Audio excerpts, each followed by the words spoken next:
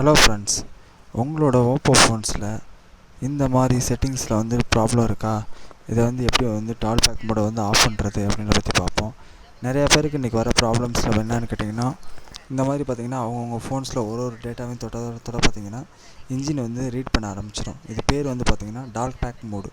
இதை வந்து ஆஃப் பண்ணுறதுக்கு வந்து பார்த்திங்க அப்படின்னா ஃபஸ்ட்டு வந்து இதில் இந்த மாதிரி ஒரு மூடில் இருக்கும்போது உங்களோட டபுள் ஸ்க்ரீன் வந்து 2 விரல வச்சு நீங்கள் வந்து டச் பண்ணும்போது வந்து உங்களோட இதில் வந்துட்டு எந்த விதமான ஆப்ஷன்ஸும் வராமல் வந்துட்டு நீங்கள் வந்து ஆஃப் பண்ணிக்கலாம்.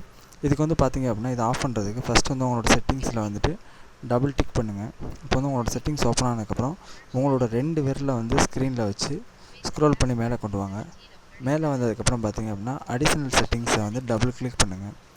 இப்போ வந்து அடிஷ்னல் செட்டிங்ஸை வந்து டபுள் கிளிக் பண்ணதுக்கப்புறம் டவுனில் பார்த்திங்க அப்படின்னா அக்சஸிபிலிட்டி மோட் அப்படின்னு ஒரு ஆப்ஷன் இருக்கும்.